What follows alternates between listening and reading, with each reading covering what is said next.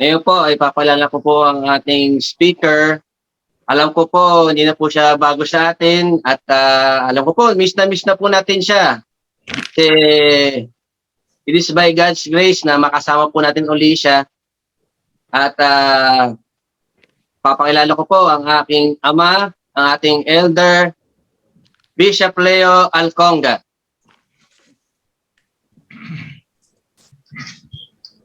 Salamat po anak sa pagpapakilala.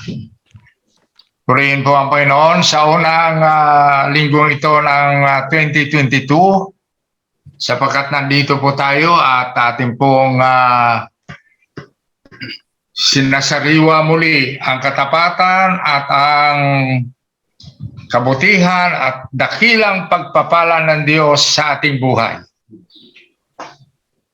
Ang ating pong inaasahan ay ang 2022 ay lalo magdulot sa atin ng dakilang pagpapala, greater blessings, greater joy, greater strength physically, and greater what we call church strength and unity in serving God. Yan po ang ating inaasahan.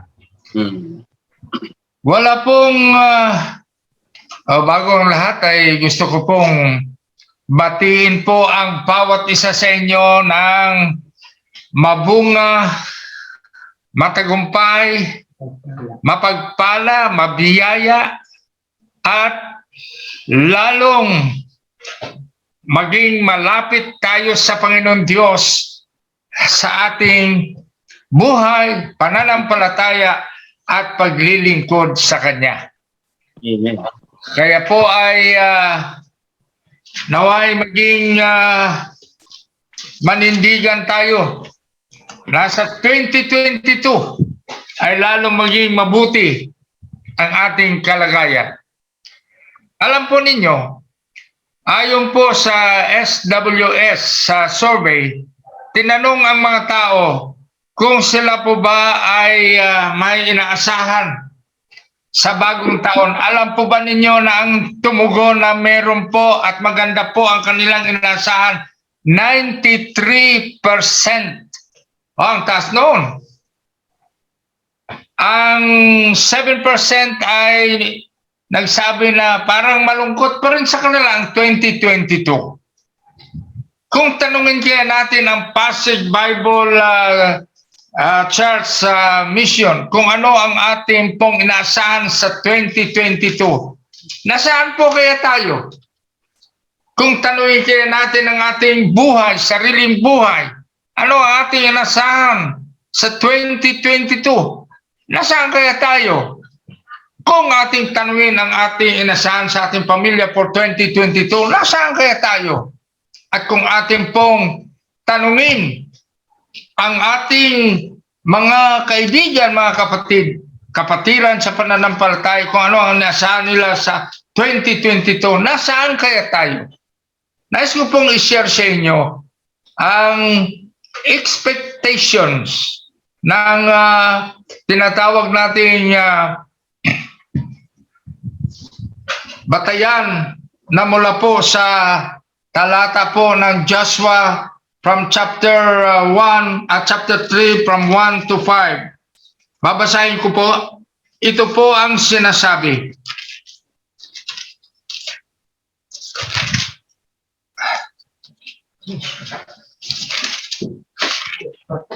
Joshua chapter 3, 1 to 5.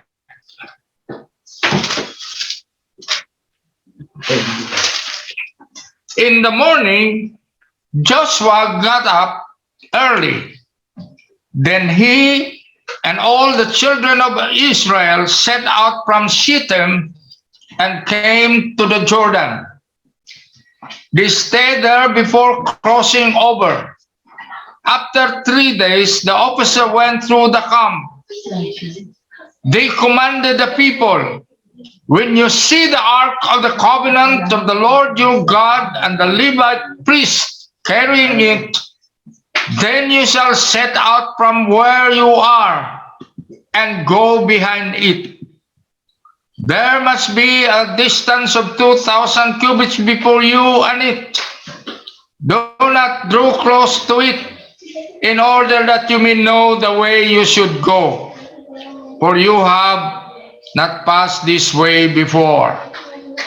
At ang sabi po niya pa sa verse 5, Joshua said to the people, consecrate yourselves, for tomorrow the Lord will perform wondrous deeds among you. Ang background po nito ay ang mga Israelitas ay dumating na sa pampang ng Jordan River. Dumating na sila sa kanilang mga pangarap, sa kanilang mga panalangin at sa kanilang mga inasahan. Dumating na sila sa yugto na kung saan makikita nila ang katuparan ng pangako ng Diyos. Na kung saan makikita nila na matapat ang Diyos sa kanyang ipinangako sa kanila. Na kung saan ilang hakbang na lamang sa pamagitan ng pagtawid ng kanilang paglalakbay ay marating na nila ang lupang pangako. Ito po ang ating panalangin ng ating mga paglalakbay, ang ating mga pag-asa sa 2022 ay magkaroon ng katuparan. Ang pamagat po ng aking i-share sa inyo ay expectation. Ano po ba ang ibig sabihin ng expectation? Ito po ang definition niya. Ang sabi po dito, ito po ay isang bagay that we are looking forward to an event as about to happen. Ito po, nakatingin po tayo sa isang bagay kahit malayo pa sa atin, isang pangyayari, isang inaasahan, kahit malayo pa, marahil hindi pa natin nakikita, ay yun din ay mangyayari sa ating buhay. Ito po ang sabi dito ay the prospect of anything good to come. Wala po sa atin nangangarap na masama ang mangyayari sa atin. Wala po sa atin nangangarap na kulang ang ating magagawa para tayo ay mag-improve. Wala po sa atin nangangarap. Kundi nangangarap tayo that anything that is to come is good for our lives and for our family, for our ministry, for our aspiration at sa ating mga pangarap. Ito rin po ay makaugnayan sa ating pananampalataya. Ang sabi po dito, it is an expectation of a confident. Tandaan po niyo ang salita ito, confident. Assurance. Tandaan po ninyo ang salita itong assurance. Sapagkat ang negative circumstance ay nagbabala sa atin na tayo po ay maaring hindi makarating sa ating panalangin at sa ating patutunguhan. Subalit, ito po ang sabi niya, kahit ano ang ating kapaligiran, kahit sa COVID, kahit sa pandemic, kahit sa anumang mga pagsubok ng buhay, meron pa rin potential to produce great purpose in our lives. Yan po ang expectation. For example, ang Abraham expectation, Hebrews 11:10, for he was looking forward to the city with foundation, whose architect and builder is God. Ito po, nagtinawag siya ng Panginoon, hindi po niya alam kung ano po at kung saan po siya pupunta. Pero sa Hebrews 11:10 na tinatawag na ito ay the annals of faith, the heroes of faith. Ang sabi po dito, siya ay nakatingin siya ay nakatingin forward sa isang lugar na foundation nito at ang arkitekto nito at ang builder nito is God. Yan po ang ating makikita. Tapos po sa false expectation naman, sabi niya Romans 8:1-8, I consider that our present sufferings are not worth comparing with the glory that will be revealed in us. Sa ngayon ay marami tayong pagsubok, marami tayong pinapasan. Pero sabi ni Paul, huwag kang mag-alala. Ang ating mga pagsubok ngayon, ang ating mga hinaharap ngayon is not worth comparing with the glory that will be revealed in us. Hindi ito magkakaroon ng hadlang para makita natin ang glory ng Panginoon that will be revealed in us. That glory of the Lord carries with it blessings, carries with it a good life, good expectation. Ngayon pupunta po tayo sa Joshua 3:3-5. Ang sabi po dito ay the expectation in crossing the Jordan River. Sabi ko nga nasa pangpang na po sila. Tatawid na sila. Ang naghahadlang lang sa kanila makatawid ay ang Jordan River. Pinamagatan ko rin ito subtitle, Expectations in the Journey of Life. Ang sabi po dito ay may hadlang sa kanilang paglalakbay. Malalim ang ilog Jordan. Walang makatawid. It's winter time, kaya punong-puno ng tubig ang Jordan. Malalim. Pero alam natin na gumawa uli ang Panginoon ng himala sapagkat sila ay nakatawid at naabot nila ang lupang pangako. Mga kapatid at mga kaibigan, ano po ang ating hinahangad sa buhay? Ano po ang mga hadlang para maabot natin ang ating hangad sa buhay? Ito po ang mga pamaraan. Number 1, sa verse 3 po ay sinasabi po doon that they have to, what you call this, to see the reality of their condition and see the reality of their lives. But then, there is more than that. Ano po yun?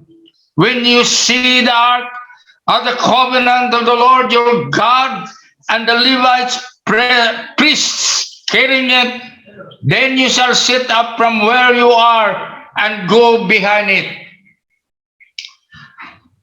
Ano sabi dito?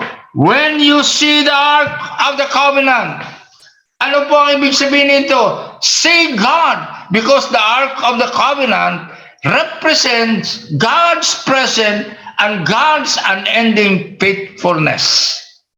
Sa ating paglalakbay, see God. Ibig sabihin, there is God in our lives. And every journey that we take in life, sa bawat paghakbang natin sa buhay nito, there is God. There is God who cares. There is God who understands. There is God who sees to it that all our prayers, all that we are having dream and aspire for will come to pass. Why? There is God. Mga kapatid, wag ho tayo magkamali na sabihin natin, anyway, meron akong pananalapi, there is money. Wrong. Wag natin isipin na meron naman tayong kaibigan, I have powerful friends. Wrong. Sasabihin natin, ay hindi bali, meron na naman akong plano na maganda. Wrong. Ang una po nating tingnan ay, there is God. Mga kapatid, there is God. Pangalawa po, hindi lamang na makita natin ang Diyos, ang sabi dito ay, sabi niya, when you see the ark of the covenant, move! Ano pong ibig sabihin niyan? Umalis tayo sa dati nating kinalalagyan.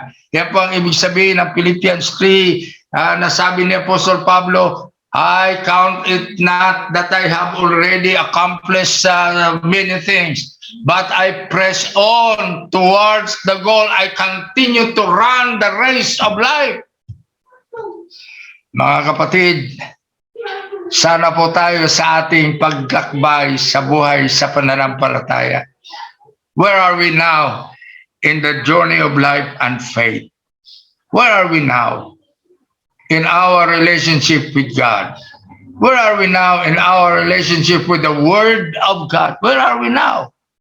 Where are we now in our spiritual journey with God?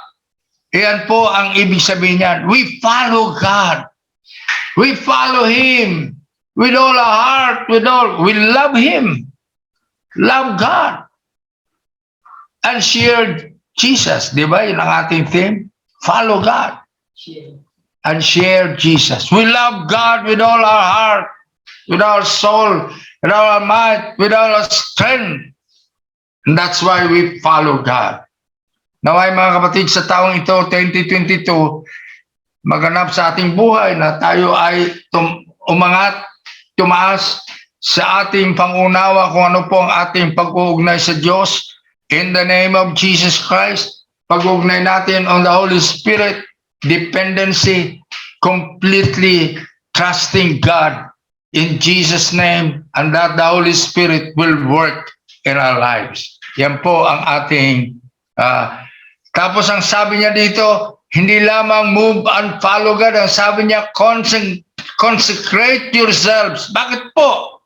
Sapagkat may sinabi po sa dito, sabi niya sa verse 5, for tomorrow the Lord will perform wondrous deeds among you. Ito po ang ating expectations. The Lord God will do wonders, amazing things among us. Yung hindi pa natin naranasan, yung hindi pa natin nakita sa ating paglalakbay sa buhay nito, ay makikita natin at maranasan natin at mapapasa atin. Ano po ang ibig sabihin ng consecrate yourselves? Ang ibig po sabihin set apart. Ibig po sabihin ay dumako tayo kung saan ang Diyos ay naroon. We set apart. We are being set apart for God. At sinasabi natin na, Lord, gamitin niyo po ako. Ito po ang aking buhay. Dedicated ko po sa inyo. Yan po ang ibig sabihin. Pangalawa, ang ibig sabihin niya, personal repentance. Panginoon, ng 2021, marami po akong pagkukulang sa inyo. Marami po akong mga hindi nagawa na dapat ko pong gawin. Marami po akong mga dapat na gawin na iyo pong inaasahan para sa aking buhay, hindi ko naman nagawa. Patawad, Panginoon, patawad. Marami po akong pagkukulang sa aking pamilya. Marami po akong pagkukulang sa aking mga kapatiran. Patawad po, Panginoon, patawad po, Panginoon.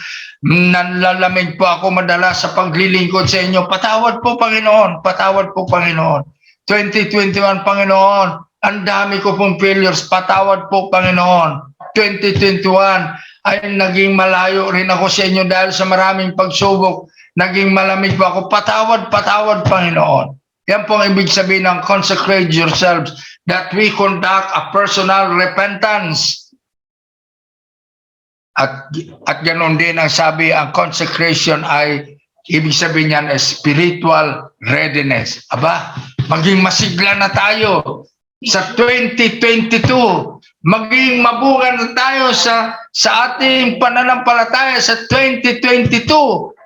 Kasi ang Diyos, ang sabi niya, I will do wonders among you. I will do something that is beyond your expectations. I will do something greater and beyond your expectation. Hallelujah! Yan po ang ating Diyos. Kaya niya pong gawin yan sa atin. Lamang sundin natin siya. Napakaganda po ng opening song natin. Trust and obey. Ang ibig pong sabihin noon ay sa Deuteronomy chapter 28, ang sabi po doon ay, if you obey, this will happen to you. You will be successful. If you obey, you will be blessed. If you obey, you will not lack nothing. If you obey, your family will be strong. If you obey, the nation will be strong. If you obey in the Word of God, and from the Word of God, you will be something that is greater than before. Mga kapatid, ano po ba ang dapat pa natin gawin? Ang ating pong isang Father of Modern Mission, si William Carey, ito po ang kanyang motto sa buhay. Expect great things from God. Attempt great things for God. Nawa itong ating dalhin sa paglalakbay natin sa 2022. Expect. Umasa tayo. Tanggapin na natin kasi ang expectation, sabi ko kanina, it is also part of our faith. Hindi pa nga natin nakikita. Ang sabi kanina sa definition ay darating na ang mga bagay na ating inasahan. Kahit sa gitna ng pagsubok, darating ang mga bagay na kayang gawin ng Panginoong Diyos sa ating buhay. Binigay niya ang lahat-lahat para mapabuti ating buhay. Ibinigay niya ang kanyang bugtong na anak, namatay sa krus ng Kalbaryo. At doon sa krus ng Kalbaryo, inalay niya ang kanyang buhay. At ang kanyang buhay doon sa krus ng Kalbaryo ay naging daluyan ng mga dakilang bagay para sa ating buhay. Unang-una na doon ang ating kaligtasan. At hindi lang ang kaligtasan, kundi iba pang pagpapala sapagkat nabalik tayo ng ating ugnayan sa dakilang Diyos na siyang naglalang ng langit at lupa at naglalang sa bawat isa sa atin. Expect great things from God. Paalala po, you do not expect great things from people. You do not expect great things from whoever is powerful. You do not expect great things from the political world. Ang marami nagsasabi, magbabago na tayo kasi may papasok na bagong Pangulo. Ay, mali po yan. Maraming tao, ang expectation nila ay ang maluklok ang bagong Pangulo sapagkat maraming pangako ang bagong Pangulo. Ay, mali po yan. Ang sabi po dito, expect great things from God. Mga kapatid, expect great things from God. Seek ye first the kingdom of God and his righteousness, and all these things shall be added unto you. And then attempt. Ibig sabihin yung hindi mo pa nagawa. Noong 2021, marami kang gustong gawa, hindi mo naman ginawa, natatakot ka eh. Pero ang sabi dito, attempt great things for God. If you attempt great things for God, kung gagawa ka ng mga bagay para sa Panginoon, ay magkakaroon ka ng tagumpay. Pero pag gagawa ka ng bagay para sa kung kanino lang, ay hindi ka makakaroon ng tagumpay. Kahit na sabihin mo, ito para sa ministry, ay hindi po, secondary lamang ang ministry. Para ito sa aking pamilya, ay hindi po. Secondary lamang ang pamilya. Seek ye first the kingdom of God. Ang sabi niya, attempt great things for God. Lahat ng pagsisikap natin na mataas ang layunin, ayan ay para sa Diyos. Ang lahat ng ating hanap buhay, yan ay para sa Diyos. Ang lahat ng pagkakaisa ng ating pamilya, yan ay para sa Diyos. At ang lahat ng tagumpay ng bansang Pilipinas na inaasahan natin, yan po ay para sa Diyos at galing sa Diyos. Expect great things from God. Attempt great things for God. Sa pagtatapos po, gusto ko pong basahin sa atin lahat. Basahin po natin. Ano po ang ating expectation? Ito po ang gagawin ng Diyos sa atin. Kaya may great expectation tayo from God. That we can attempt great things for God. Ano po? Sabi niya, I know the plans I have for you. For I know the plans I have for you. Wow. Ano ang plano mo? Ay dapat mo munang unawain na may dakilang plano ang Diyos para sa iyo. Mga kapatid, 2022, accept the plans of God that He has for you. Hindi natin alam minsan, sa dami ng plano natin, ito po ang dapat natin unang manawaan. The plans that I have for you, know that God has it for you. declares the Lord. Ano po? A plan to prosper you. 2022, God will prosper you in your faith, in your spiritual journey, in your work. Ba, sabihin niyo sa akin, wala pang trabaho. Di bali na, basta tanggapin natin ang dakilang plano ng Diyos sa ating buhay. Sabi natin, mahirap na, pumasok na si, ang kalaban natin, pumasok na uli. Ang pangalan niya ay si Omicron. Di bali na. God is still the one sitting on the throne of His power and authority. At ang sabi niya, I will prosper you. Yan ang plano ko para sa iyo, mga kapatid. Wow, 2022 is greater, much greater than 2021.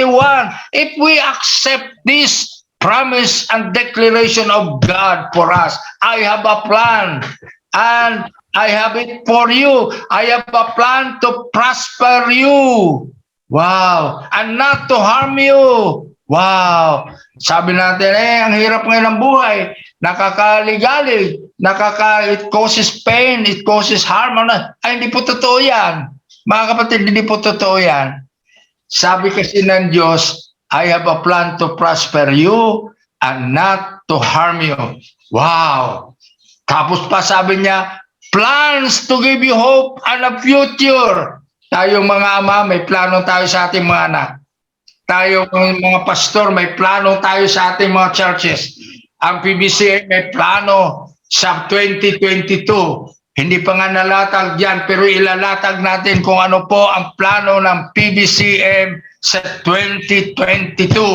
Saan po ang direksyon natin? Ano po ang ating priority? Ano po ang promises na ating angkinin para sa ating buhay, sa pananampalataya, sa tahanan natin at sa ating simbahan?